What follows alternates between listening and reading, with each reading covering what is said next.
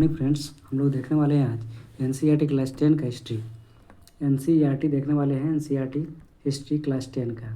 ठीक है, इसका टॉपिक है भारत में राष्ट्रवाद, नेशनलिज्म इन इंडिया। भारत में राष्ट्रवाद टॉपिक हम लोग देखेंगे, जो कि एनसीईआरटी हर एग्जाम के लिए बहुत इंपॉर्टेंट है, चाहे बीपीएससी टीआरई 1 हो, 2 हो या 3 हो, 4 हो। यह हर एक चीज़ में या वनडे एग्जाम यूपीएससी बीपीएससी में भी एनसीईआरटी से ही प्रश्न पूछे जाते हैं। तो हम लोग देखने वाले हैं एनसीईआरटी सीरीज क्लास 10 का। ये हिस्ट्री है, क्लास 10 का हिस्ट्री है। ठीक है, इसमें है, इस चैप्टर का नाम है भारत में राष्ट्रवाद, नेशनलिज्म इन इंडिया। तो इसको हम लोग देखते हैं। ठीक है, अच्छे से इसको हम देखते हैं। तो आइए हम लोग शुरू करते हैं बिना देरी के। जैसा कि आप देख चुके हैं, यूरोप में आधुनिक राष्ट्रवाद के साथ ही राष्ट्र राज्यों का भी उदय हुआ। इसमें अपने बारे में लोगों की समझ बदलने लगी। वे कौन है, उसकी पहचान किस बात से परिभाषित होती है। यह भावना बदल गई। उनमें राष्ट्र के प्रति लगाव का भावना पैदा होने लगा। नए प्रतीकों और चिन्हों ने, नए प्रांतों और विचारों ने नए संपर्क स्थापित किए और समुदायों की सीमाओं को दोबारा परिभाषित कर दिया। ज़्यादातर देशों में इस नई राष्ट्रीय पहचान का निर्माण एक लंबी प्रक्रिया में हुआ। आइए हम देखें कि हमारे देश में यह चेतना कैसे और किस तरह पैदा हुई। ठीक है, हाँ, दूसरे उपनिवेशियों की तरह भारत में भी आधुनिक राष्ट्रवाद की उदय परिघटना उपनिवेशवाद विरोधी आंदोलन के साथ गहरे तौर पर जुड़ी हुई थी। औपनिवेशिक शासकों के खिलाफ संघर्ष के दौरान लोग आपसी एकता को पहचानने लगे थे। उत्पीड़न और दमन के साझा भाव ने विभिन्न समूहों को एक दूसरे से बांध दिया था, लेकिन हर वर्ग और समूह का पर उपनिवेशवाद का असर एक जैसा नहीं था। उनके अनुभव भी अलग थे और स्वतंत्रता के मायने भी भिन्न थे, मतलब अलग थे। महात्मा गांधी के नेतृत्व में कांग्रेस ने इन समूहों को इकट्ठा करके एक विशाल आंदोलन खड़ा किया, परंतु इस एकता में टकराव के बिंदु भी निहित थे। पहले की एक और पुस्तक में भी आपने भारतीय राष्ट्रवाद का उदय का अध्ययन किया था। ठीक है, वहाँ आपने 20वीं सदी के पहले दशक तक की कहानी आपने पढ़ी थी। इस अध्याय में हम 1920 के दशक से आगे अध्ययन करेंगे और असहयोग आंदोलन तथा सविनय अवज्ञा आंदोलन के बारे में पढ़ेंगे। असहयोग आंदोलन और सविनय अवज्ञा आंदोलन के बारे में पढ़ेंगे। हम ये देखेंगे कि कांग्रेस ने राष्ट्रीय आंदोलन को विकसित करने के लिए किस तरह के प्रयास किए। इस आंदोलन में विभिन्न सामाजिक समूहों ने किस तरह हिस्सा लिया और किस तरह राष्ट्रवाद ने लोगों की कल्पना को नई उड़ान दे दी। ये फिगर है। ठीक है, ये फिगर है। आइए हम लोग देखते हैं इसके बारे में क्या। पहला विश्व युद्ध, खिलाफत और असहयोग आंदोलन। पहला विश्व युद्ध कब हुआ था? 1914 से 18 के बीच में। ठीक है, और खिलाफत और असहयोग आंदोलन के बारे में हम लोग देखते हैं 1919 के बाद। कब की बात? 1919 के बाद के सालों में हम देखते हैं कि राष्ट्रीय आंदोलन नए इलाकों तक फैल गया था। उसमें नए सामाजिक समूह भी शामिल हो गए थे और संघर्ष की नई पद्धतियाँ सामने आ रही थी। इन बदलाव को हम कैसे और समझेंगे, उनका क्या परिणाम हुए। सबसे पहले यह बात है कि प्रथम विश्व युद्ध ने एक नई आर्थिक और राजनीतिक स्थिति पैदा कर दी थी। इसके कारण रक्षा व्यय में भारी इजाफा हुआ। इस खर्चे की भरपाई करने के लिए युद्ध के नाम पर कर्ज लिए गए और करों में वृद्धि भी की गई। सीमा शुल्क बढ़ा दिया गया और आयकर शुरू कर दिया गया। युद्ध के दौरान कीमतें तेज़ी से बढ़ रही थी। 1913 से 18 के बीच कीमतें दुगुना हो गई थी। 1913 से 18 के बीच में कीमतें क्या हो गई? तो दुगुना हो गई कीमतें। हाँ, जिसके कारण आम लोगों की मुश्किलें बढ़ गई थी। गाँव के सिपाहियों को जबरन भर्ती किया गया, जिसके कारण ग्रामीण इलाकों में व्यापक गुस्सा था। 1918 से 19 और 1920 से 21 में देश के बहुत सारे हिस्सों में फसल खराब हो गई, जिसके कारण खाद्य पदार्थों में भारी अभाव पैदा हो गया। उसी समय फ्लू की बीमारी फैल गई। 1921 की जनगणना, ठीक है, के मुताबिक दुर्भिक्ष और महामारी के कारण 120 से 130 लाख लोग मारे गए। ठीक है, 120 से 130 लाख लोग मारे गए। लोगों की उम्मीद थी कि युद्ध खत्म होने के बाद उनकी मुसीबतें कम हो जाएंगी, लेकिन ऐसा नहीं हुआ। इसी समय एक नया नेता सामने आया और संघर्ष का एक नया ढंग और तरीका पेश किया। महात्मा गांधी के बारे में बात हो रही है। उससे पहले हम लोग ये छोटे सी क्या है देख लेते हैं। नया शब्द इसमें क्या है, जो एनसीईआरटी में साइड में दिया रहता है ना, वो बहुत ही इंपॉर्टेंट पार्ट होता है, तो इसको कभी मिस नहीं करना चाहिए। उसको पढ़ लेना चाहिए। जबरन भर्ती मतलब क्या होता है, इस प्रक्रिया में अंग्रेज भारत के लोगों को ज़बरदस्ती सेना में भर्ती कर लेते थे। ठीक है, आइए हम लोग देखते हैं नेक्स्ट टॉपिक क्या है, सत्याग्रह पर विचार। सत्याग्रह का विचार, सत्याग्रह क्या, सत्य के साथ आग्रह। सत्याग्रह मतलब क्या होता है, सत्य के साथ आग्रह करना। ठीक है, रिक्वेस्ट करना। महात्मा गांधी जनवरी 1915 में भारत लौटे। कब आए थे, 9 जनवरी 1915 को। 9 जनवरी 1915 को महात्मा गांधी साउथ अफ्रीका से इंडिया लौटे।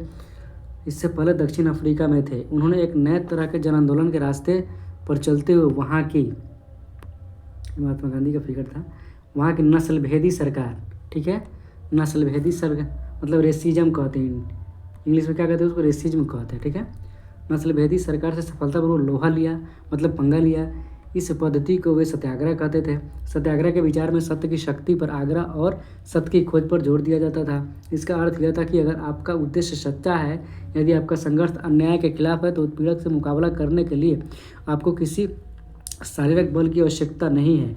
प्रतिशोध की भावना या आक्रामकता का सहारा लिए बिना सत्याग्रही केवल अहिंसा के सहारे भी अपने संघर्ष में सफल हो सकता है। इसके लिए दमनकारी शत्रु की चेतना को झिंझोरना चाहिए। उत्पीड़न शत्रु को ही नहीं बल्कि सभी लोगों को हिंसा के जरिए सत्य को स्वीकार करने विवश करने के बजाय सच्चाई को देखने और सहज भाव से स्वीकार करने के लिए प्रेरित किया जाना चाहिए। इस संघर्ष में अंततः सत्य की ही जीत होती है। गांधी जी का विश्वास था कि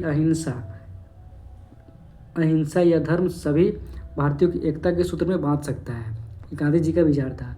भारत आने के बाद गांधी जी ने कई स्थानों पर सत्याग्रह आंदोलन चलाया। 1917 में बिहार के चंपारण इलाके में, कहाँ पर, चंपारण इलाका उन्होंने दौरा किया और दमनकारी बागान व्यवस्था के खिलाफ किसानों को संघर्ष के लिए प्रेरित किया। 1917 में उन्होंने गुजरात के खेड़ा जिले में किसानों की मदद के लिए सत्याग्रह का आयोजन किया था। फसल खराब हो जाने और प्लेग की महामारी के कारण खेड़ा जिले में किसान लगान चुकाने की हालत में नहीं थे। वे चाहते थे कि किसान वसूली में ढील दी जाए। ठीक है, 1918 में गांधी जी ने सूती कपड़ा और मिल मजदूरों के बीच सत्याग्रह आंदोलन चलाने अहमदाबाद जा पहुँचे, यानी कि 1917 में वो चंपारण आए थे। ठीक है, 1918 में कहाँ गए, 1918 में गांधी जी ने गुजरात वो चले गए। ठीक है, आइए यहाँ पर कुछ दिया हुआ है, अहमदाबाद वो चले गए मिल मजदूरों के खिलाफ संघर्ष करने के लिए। यही देखते हैं हम लोग, ये क्या है, सत्याग्रह पर महात्मा गांधी का विचार।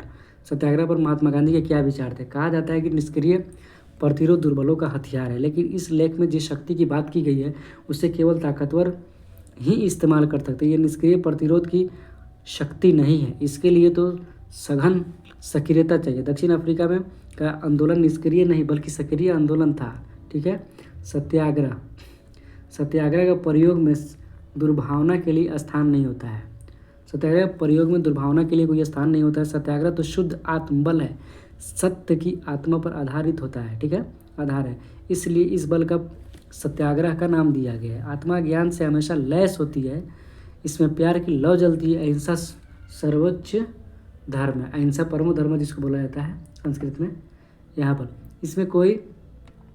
इसमें कोई संदेह नहीं कि भारत के विनाशकारी शस्त्रों के मुकाबले में ब्रिटेन या यूरोप का मुकाबला नहीं कर सकता।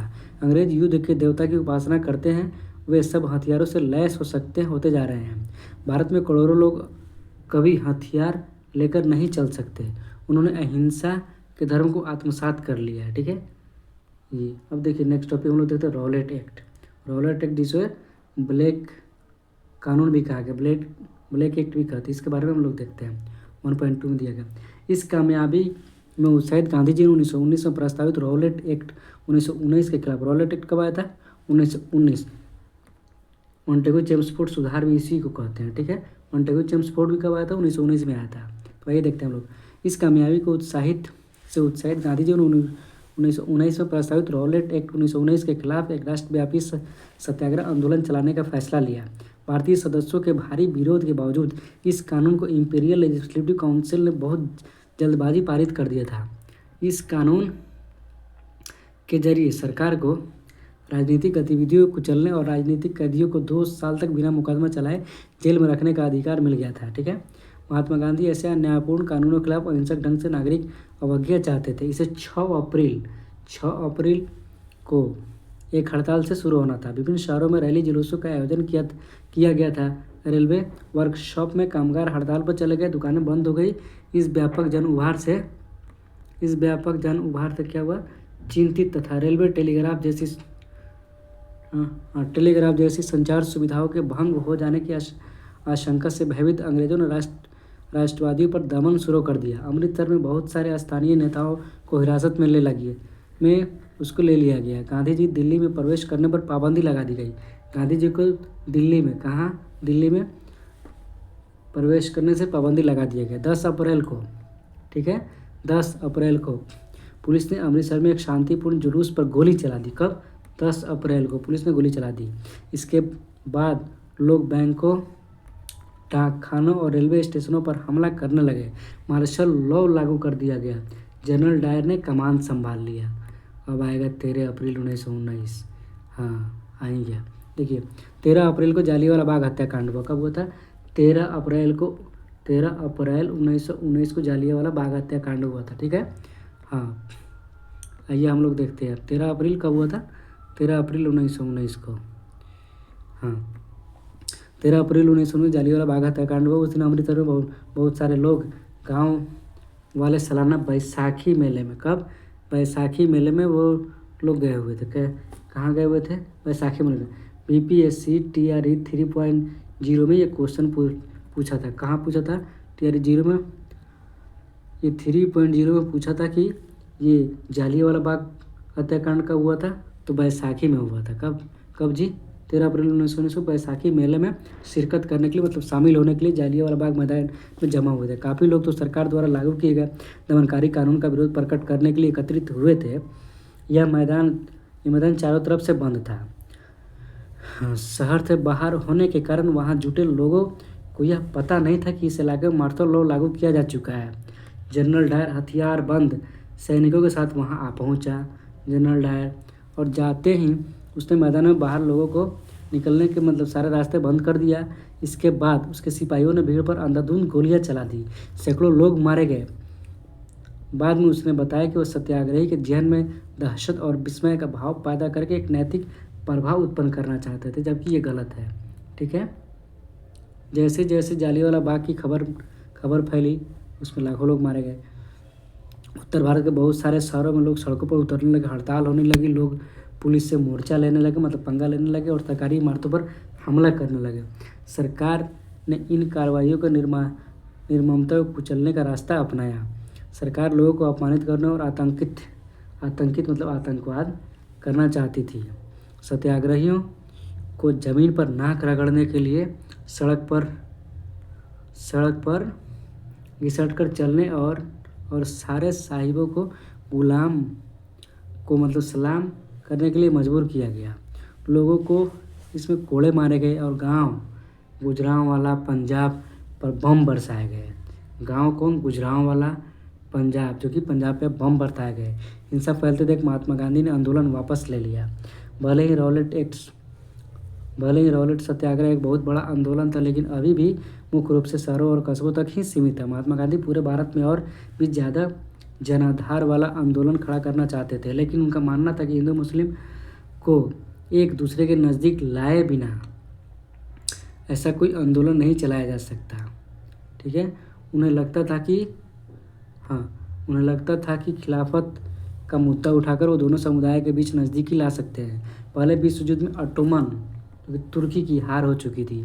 इस आशय की अफवाह फैली थी कि इस्लामिक विश्व के आध्यात्मिक नेता खलीफा, इसको खलीफा कहते हैं, ऑटोमन सम्राट पर एक बहुत सख्त शांति संधि थोपी जाएगी। खलीफा की तत्कालिक शक्तियों की रक्षा करने के लिए मार्च 1919 में बम्बई में एक खिलाफत समिति का गठन किया गया था। मोहम्मद अली और शौकत अली, किसने? मोहम्मद अली और शौकत अली ने, और जिसे अली बंधु के नाम से भी जाना जाता है। उनके साथ साथ कई युवा मुस्लिम नेताओं ने इस मुद्दे पर संयुक्त कार्रवाई की संभावना तलाशने के लिए महात्मा गांधी के साथ चर्चा शुरू कर दी थी। सितंबर 1920 में कांग्रेस के कलकत्ता अधिवेशन में महात्मा गांधी ने भी दूसरे नेताओं को इस बात पर राजी कर लिया कि इस बात पर राजी कर लिया कि आंदोलन के समर्थन और स्वराज के लिए एक असहयोग आंदोलन शुरू किया जाना चाहिए। असहयोग ही क्यों? असहयोग ही क्यों? इसमें साइड में नहीं दिया, हाँ यहाँ पर साइड में दिया हुआ है, देखिए चित्र 3। जनरल डायर के हुक्म से सिपाही लोगों को घिसटकर चलने पर मजबूर किया जा रहा था, जो कि पंजाब 1919 में, देखिए फिगर में देख सकते हैं कैसे ये मजबूर कर रहा है जनरल डायर। आइए हम लोग देखते हैं असहयोग आंदोलन 1.3। असहयोग आंदोलन के बारे में देखते हैं, जो कि 1920-19 में हुआ था, ठीक है। हाँ, इस अपनी प्रसिद्ध पुस्तक, गांधी जी की पुस्तक थी प्रसिद्ध हिंद स्वराज 1909, ठीक है, में महात्मा गांधी ने कहा था कि भारत में ब्रिटिश शासन ब्रिटेन भारतीयों के सहयोग से ही स्थापित हुआ था और यह शासन इसी सहयोग के कारण चल पा रहा है। अगर भारत के लोग अपना सहयोग वापस ले ले तो साल भर के भीतर ब्रिटिश शासन ढह जाएगा और स्वराज की स्थापना हो जाएगी, ठीक है। ये महात्मा गांधी ने अपनी पुस्तक में कहा था हिंद स्वराज में, ठीक है।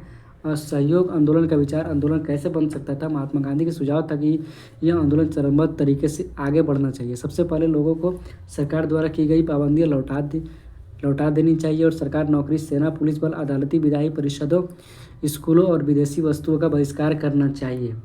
अगर सरकार दमन का रास्ता अपनाती है तो व्यापक सविनय अवज्ञा अभियान भी शुरू किया जाएगा। 1920 की गर्मियों में गांधी जी और शौकत अली आंदोलन के लिए समर्थन जुटाते हुए देश भर में यात्राएं करते रहे।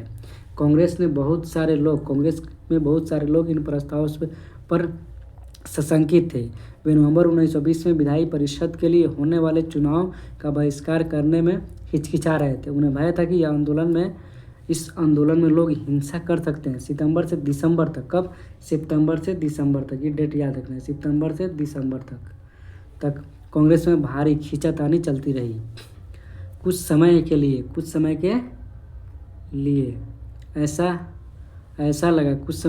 ऐसा लगा कि समर्थकों और विरोधियों के बीच सहमति नहीं बन पाएगी। आखिरकार दिसंबर 1920 में कांग्रेस के नागपुर अधिवेशन में एक समझौता हुआ। कब? दिसंबर 1920 में नागपुर अधिवेशन में। 1920 का कांग्रेस अधिवेशन कहाँ हुआ था? नागपुर हुआ था, दिसंबर में, याद रखना है इसको। कांग्रेस का ये हुआ था। नागपुर अधिवेशन में एक समझौता हुआ और असहयोग आंदोलन पर स्वीकृति की मोहर लग गई। आंदोलन किस तरह आगे बढ़ा, किन लोगों ने हिस्सा लिए, विभिन्न सामाजिक समूहों का किस तरह समझा, ठीक है। यहाँ पर कुछ दिया हुआ था, उसको देख लेते हैं पहले। नया शब्द इसमें क्या है देखते हैं। बहिष्कार, किसी के साथ संपर्क रखने और जुड़ने से इनकार करना, मतलब मना करना, या गतिविधि में हिस्सेदारी, चीज़ों की खरीदारी व इस्तेमाल करने से इनकार करना। आमतौर पर यह विरोध का एक रूप है। आमतौर पर मतलब सिंपल सी भाषा में समझा जाए तो ये विरोध का एक रूप है, क्या? बहिष्कार। मतलब आपका बात नहीं मानेंगे, बहिष्कार करेंगे हम, ठीक है। आइए देखते हैं यहाँ पर क्या फिगर है भाई। हाँ, यहाँ पर देखिए विदेशी कपड़े का बहिष्कार कर रहे हैं लोग, विदेशी कपड़े का बहिष्कार कर रहे हैं। जुलाई 1922 में विदेशी कपड़े का पश्चिमी मतलब वेस्टर्न एवं सांस्कृतिक प्रभुत्व का प्रतीक माना जाता है, ठीक है। आइए देखते हैं हम लोग यहाँ पर क्या है। हाँ, आंदोलन के भीतर अलग अलग धारणाएं हैं। आंदोलन के भीतर भी अलग अलग क्या थे? धारणाएं थे, उसको देखते हैं। असहयोग आंदोलन कब?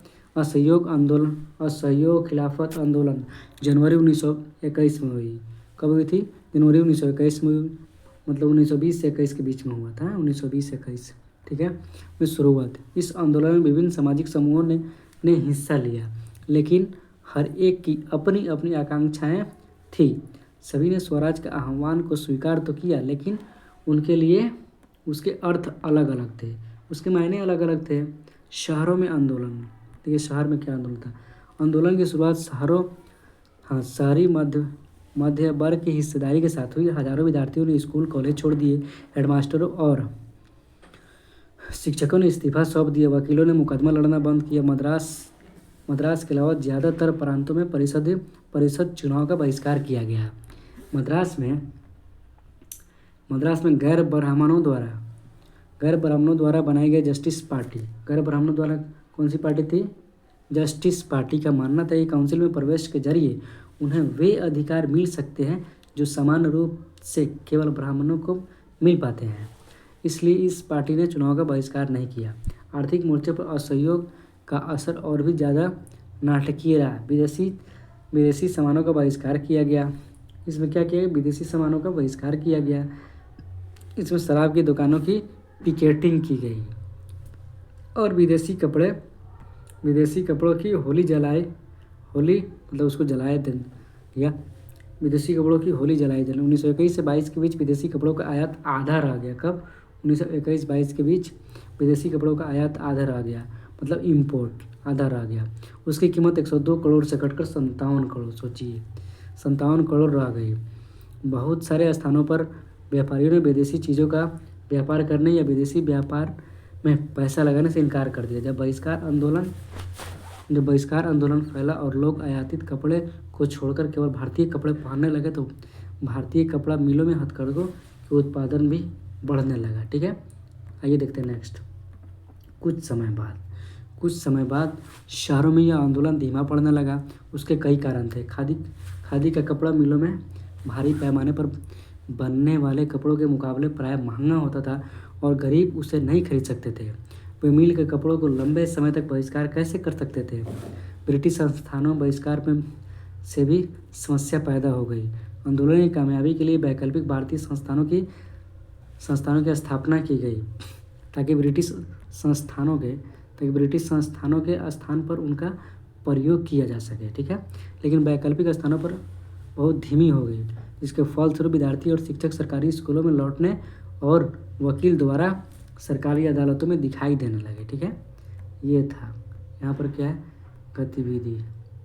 नया शब्द इसमें आया पिकेटिंग। पिकेटिंग का अर्थ क्या होता है? देखते हैं पिकेटिंग प्रदर्शन या विरोध। पिकेटिंग क्या होता है? प्रदर्शन या विरोध का एक ऐसा स्वरूप जिसमें लोग किसी दुकान, फैक्ट्री या दफ्तर के भीतर जाने का रास्ता रोक देते हैं, उसको पिकेटिंग कहते हैं। ठीक है, ये था नया वर्ड, इसमें हम लोग पढ़ लिए। आइए देखते हैं ग्रामीण इलाकों में। शहरी इलाकों में हम लोग देख चुके ना। अब देखते हैं ग्रामीण इलाकों में विद्रोह कैसे हुआ। ठीक है, आइए देखते हैं हम लोग। शहरों से बढ़कर असहयोग आंदोलन देहात में फैल गया, मतलब गांव में भी ये फैल गया।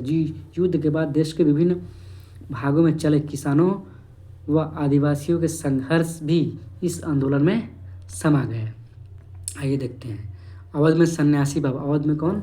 सन्यासी बाबा रामचंद्र किसानों का नेतृत्व कर रहे थे। बाबा रामचंद्र इससे पहले फिजी में गिरमिटिया मजदूर के तौर पर काम हुए। फिजी में ये क्या? गिरमिटिया मजदूर के तौर पर काम कर चुके थे। उनका आंदोलन तालुकदारों और जमींदारों के खिलाफ था, जो किसानों से भारी भरकम लगान और तरह तरह के कर वसूल कर रहे थे। किसानों को बेगार करनी पड़ती। क्या करनी पड़ती? बेगार करनी पड़ती थी। पट्टेदार के तौर पर उनके पट्टे निश्चित नहीं होते थे। उन्हें बार बार पट्टे की ज़मीन से हटा दिया जाता था ताकि ज़मीन पर उनका कोई अधिकार स्थापित न हो सके। किसानों की मांग थी कि लगान कम किया जाए। लगान कम किया जाए, बेगार खत्म हो और दमनकारी जमींदारों के सामाजिक बहिष्कार किया जाए। बहुत सारे स्थानों पर जमींदारों को नाई धोबी की सुविधाएं से भी वंचित करने के लिए पंचायतों ने नाई धोबी बंद का फैसला लिया। जून 1920 में जवाहरलाल नेहरू ने अवध के गांव का दौरा किया। कब? जून 1920 में जवाहरलाल नेहरू ने अवध के गांव का दौरा किया। गांव वालों से बातचीत की और उनकी व्यथा मतलब मजबूरी को समझने का प्रयास किया। अक्टूबर तक जवाहरलाल नेहरू, बाबा रामचंद्र तथा कुछ अन्य लोगों के नेतृत्व में अवध किसान सभा का गठन किया गया। ठीक है, याद रखना है। महीने भर में इस पूरे इलाके के गाँव में संगठन की 300 से ज़्यादा शाखाएं बन चुकी थी। अगले साल जब असहयोग आंदोलन शुरू हुआ तो कांग्रेस ने अवध के किसान संघर्ष को इस आंदोलन में शामिल करने का प्रयास किया, लेकिन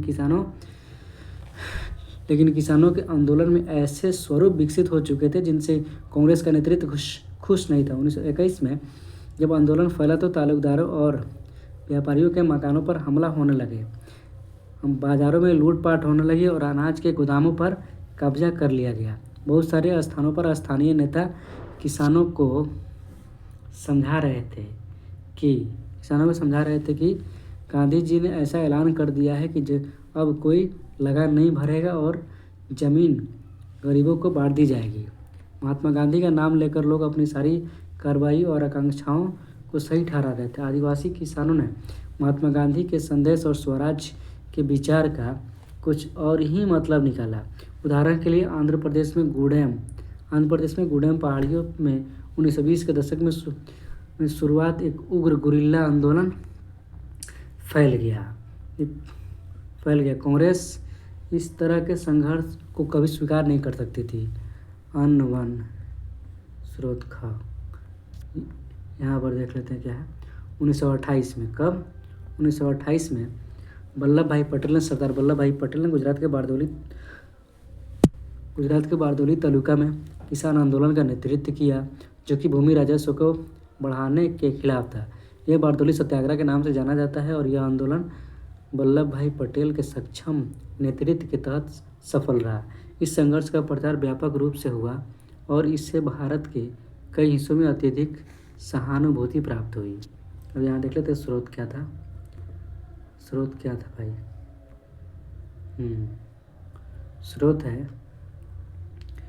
स्रोत 6 जनवरी 1921 को संयुक्त प्रांत में रायबरेली के पास पुलिस ने किसानों पर गोली चलाई। जवाहरलाल नेहरू घटनास्थल पर दौरा करना चाहते थे, लेकिन पुलिस ने उन्हें रोक दिया। गुस्से में नेहरू ने आसपास खड़े किसानों को ही संबोधित किया। बाद में इस सभा के बारे में उन्होंने बताया था कि उनका आचरण खतरे का सामना करता हुआ भी बहादुर, शांत और निश्चिंत लोगों जैसा था। पता नहीं उन्हें क्या महसूस हो रहा था, लेकिन मुझे पता है कि मैं क्या महसूस कर रहा था। एक पल के लिए मेरा खून खौल उठा। अहिंसा तो न जाने कहाँ छूट गई थी, लेकिन सिर्फ एक पल के लिए, जिसे ईश्वर की कृपा से हम विजय द्वार पर ले जाने के लिए भेजा गया है। एक महान नेता के विचार मुझे याद आ गए और मैंने देखा कि मेरे आसपास बैठे और खड़े किसान मेरे से कम उत्तेजित, मेरे से ज़्यादा शांत, और मेरी दुर्बलता का क्षण बीत गया। मैंने पूरी विनम्रता के साथ अहिंसा पर उनसे बात की। यह सबक उनसे ज़्यादा मुझे सीखना था। उन्हें मेरी बात समझी और शांति से चले गए। किसने कहा था? सर्वपल्ली गोपाल जवाहरलाल नेहरू एक जीवनी में उन्होंने बताया है। ठीक है, हाँ, क्षेत्रों की तरह। अब यहाँ से देखते हैं, इसको जूम कर लेते हैं, पढ़ने में आसानी होगी। ठीक है, हाँ, क्षेत्रों की तरह यहाँ भी अंग्रेजी सरकार ने बड़े बड़े जंगलों में लोगों को दाखिल होने पर पाबंदी लगा दी थी। लोग इन जंगलों में न तो मवेशियों को चरा सकते थे, न ही जलावन के लिए लकड़ी और फल बीन सकते थे। इससे पहाड़ों के लोग परेशान और गुस्से थे। न केवल उनकी रोजी रोटी पर असर पड़ रहा था, बल्कि उन्हें लगता था कि उनके परंपरागत अधिकार भी छीने जा रहे हैं।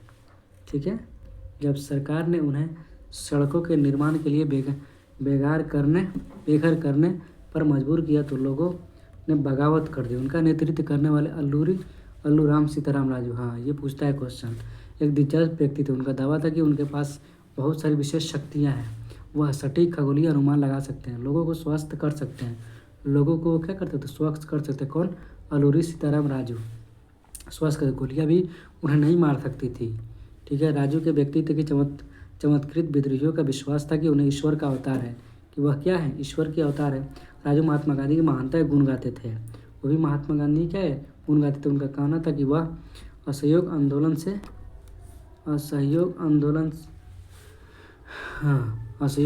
से प्रेरित हैं।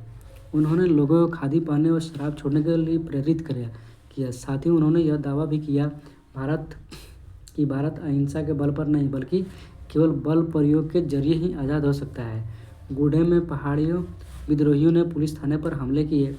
गूढ़े में, ठीक है, ब्रिटिश अधिकारियों को मारने की कोशिश की और स्वराज प्राप्ति के लिए गुरिल्ला युद्ध चलाते रहे। 1924 में राजू को फांसी दे दी गई। 1924 में राजू को फांसी दे दी गई। राजू अपने लोगों के बीच लोकनायक बन चुके थे। उनको 1924 में फांसी दिया गया। यहाँ कुछ नहीं ना दिया था साइड में, नहीं, इधर नहीं दिया। नेक्स्ट देखते हैं हम लोग, बगानों में स्वराज। बगानों में क्या था? बगानों में स्वराज। महात्मा गांधी के विचारों और स्वराज की अवधारणा के बारे में मजदूरों की अपनी समझ थी। असम के बागान मजदूरों के लिए आज़ादी का मतलब यह था कि उन चार दीवारियों से जब चाहे आ सकते हैं जिनमें उनको बंद करके रखा गया था। उनके लिए आज़ादी का मतलब था कि वह अपने गांव से संपर्क रख पाएंगे। ठीक है, 1859 में 1859 के इंग्लैंड इमिग्रेशन एक्ट कब आया था? 1859। इंग्लैंड इमिग्रेशन एक्ट के तहत बैगानों में काम करने वाले मजदूरों को बिना इजाज़त से बाहर जाने की छूट नहीं होती थी और ये इजाज़त उन्हें विरले ही कभी मिलते थी। जब उन्होंने असहयोग आंदोलन के बारे में सुना तो हजारों मजदूर अपने अधिकारियों की अवहेलना करने लगे, मतलब मना करने लगे। उन्होंने बागान छोड़ दिए और अपने घर की ओर चल दिए। उनको लगता था कि गांधी जी का राज आ चुका है, इसलिए अब तो हर एक गाँव में ज़मीन मिल जाएगी। ठीक है, हर एक गाँव में क्या हो, ज़मीन मिल जाएगी। लेकिन वे अपनी मंजिल पर नहीं पहुंच पाए। रेलवे और स्टीमरों की हड़ताल के कारण रास्ते में ही फंस गए। उन्हें पुलिस ने पकड़ लिया और उन्हें पूरी तरह पिटाई हुई। इन स्थानीय आंदोलन की अपेक्षाओं दृष्टियों को कांग्रेस के कार्यक्रम परिभाषित नहीं किया गया था। उन्होंने तो स्वराज का शब्द अपने अपने हिसाब से अर्थ निकाल लिया था। अब स्वराज मतलब अपना राज। ठीक है, हाँ, उनके लिए यह एक ऐसे युग का घोतक था जब सारे कष्ट और सारी मुसीबतें खत्म हो जाएंगी। फिर भी जब आदिवासियों ने गांधी जी का नाम का नारा लगाया और स्वतंत्र भारत की हुंकार भरी, तो वे अखिल भारतीय आंदोलन से भी भावात्मक स्तर पर जुड़े हुए थे। जब वे महात्मा गांधी का नाम लेकर काम करते थे या अपने आंदोलनों को कांग्रेस के आंदोलन से जोड़कर देखते तो वास्तव में एक ऐसे आंदोलन का अंग बन जाते थे जो उनके इलाके तक ही सीमित नहीं था। ठीक है, यहाँ पर फिगर दिए हुए चौरी चौरा हत्याकांड के बारे में जानते हैं आप? चौरी चौरा हत्याकांड कब हुआ था? 5 फरवरी 1922 को। चौरी चौरा कांड कब हुआ था? 1922 को हुआ था, 5 फरवरी 1922 को, याद रखना है। यहाँ पर देखिए कुछ फिगर दिया हुआ है। गोरखपुर स्थित चौरी चौरा कब हुआ था? चौरी चौरा कांड 5 फरवरी 1922 को, याद रखना है। गोरखपुर स्थित चौरी चौरा बाजार से गुजर रहा एक शांतिपूर्ण जुलूस पुलिस के साथ हिंसक टकराव में बदल गया। इस घटना में सुनते ही महात्मा गांधी ने असहयोग को रोकने का आह्वान किया था। देखिए, पूरी पुलिस स्टेशन को जला दिया गया था। ठीक है, 5 फरवरी 1922 को हुआ था। सविनय अवज्ञा की ओर, यहाँ देखते हैं, सविनय अवज्ञा की ओर। ठीक है, फरवरी 1922 में महात्मा गांधी ने असहयोग आंदोलन वापस लेने का फैसला कर लिया। उन्हें लगता था कि आंदोलन हिंसक होता जा रहा है और सत्याग्रहियों को व्यापक प्रशिक्षण की जरूरत है। कांग्रेस के कुछ नेता इस तरह के जनसंघर्ष से वो थक चुके थे। वे 1919 के गवर्नमेंट ऑफ इंडिया एक्ट के तहत गठित की गई प्रांतीय परिषद के चुनाव में हिस्सा लेना चाहते थे। ठीक है, उनको लगता था कि परिषद में रहते हुए ब्रिटिश नीतियों का विरोध करना, सुधारों की वकालत करना और यह दिखाना भी महत्वपूर्ण है कि ये परिषद लोकतांत्रिक संस्था नहीं है। CR दास मतलब चित्तरंजन दास और मोतीलाल नेहरू ने परिषद राजनीति में वापस लौटने के लिए कांग्रेस के भीतर ही स्वराज पार्टी का गठन कर डाला। स्वराज पार्टी चित्तरंजन दास ने किया था। जवाहरलाल नेहरू और सुभाष चंद्र बोस जैसे युवा नेता ज़्यादा उग्र आंदोलन और पूर्ण स्वतंत्रता के लिए दबाव बनाए हुए थे। ठीक है, आंतरिक बहस व असहमति के इस माहौल में दो ऐसे तत्व थे जिन्होंने 20 के दशक के आखिरी सालों में भारतीय राजनीति की रूपरेखा एक बार फिर बदल दी। पहला कारक था विश्वव्यापी और आर्थिक मंदी का असर। 1926 से कृषि उत्पादों की कीमतें गिरने लगी और 1930 के बाद तो पूरी तरह धराशायी हो गए। कृषि उत्पादों की मांग गिरी और निर्यात कम होने लगे तो किसानों को अपनी उपज बेचना और लगान चुकाना भी भारी पड़ने लगा। ठीक है, 1930 तक ग्रामीण इलाके भारी उथल पुथल से गुजरने लगे। ठीक है, आगे देखते हैं। इसी पृष्ठभूमि में ब्रिटेन की नई टोरी सरकार के सर्जन साइमन 1928 में आया था। साइमन कमीशन के नेतृत्व में वैधानिक आयोग का गठन किया गया। राष्ट्रवादी आंदोलन के जवाब गठित किए गए। इस आयोग को भारत में संवैधानिक व्यवस्था की कार्यशैली का अध्ययन करना था और उसके बारे में सुझाव देने थे। इस आयोग में एक भी भारतीय सदस्य नहीं थे, सारे अंग्रेज थे। ठीक है, सारे अंग्रेज थे। ये क्या है भाई? हाँ, इलाहाबाद में हुआ था 1931 में। क्या है ये? महात्मा गांधी इलाहाबाद स्थित में सरदार वल्लभ भाई पटेल सबसे युवा, बाएं जवाहरलाल नेहरू और सुभाष चंद्र बोस इसमें देखे जा सकते हैं। ठीक है, पढ़ते हैं। हाँ, ये हम लोग पढ़ चुके थे 1928 में जब साइमन कमीशन। ठीक है, 1928 में जब साइमन कमीशन भारत पहुंचा तो इसके स्वागत में साइमन कमीशन वापस जाओ, साइमन कमीशन गो बैक के नारों से किया गया। कांग्रेस और मुस्लिम लीग सभी पार्टियों ने प्रदर्शन में हिस्सा लिया। इस विरोध को शांत करने के लिए वायसराय लॉर्ड इरविन ने अक्टूबर 1929 में भारत के लिए डोमिनियन स्ट्रीट का गोलमोल सा ऐलान कर दिया। उन्होंने इस बारे में ज़्यादा कोई समय सीमा भी नहीं बताई। उन्होंने सिर्फ इतना कहा कि भावी संविधान के बारे में चर्चा करने के लिए गोलमेज सम्मेलन आयोजित किया जाएगा। इस प्रस्ताव से कांग्रेस के नेता संतुष्ट नहीं थे। कांग्रेस के नेता कहते संतुष्ट नहीं। जवाहरलाल नेहरू और सुभाष चंद्र बोस के नेतृत्व में कांग्रेस के तेज तर्रार खेमा आक्रामक तेवर अपनाने लगे और उदारवादी और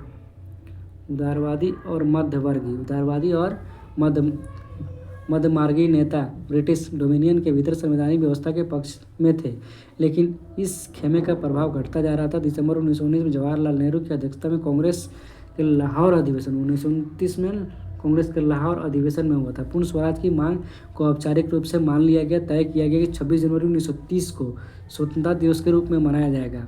उस दिन लोग पूर्ण स्वराज के लिए संघर्ष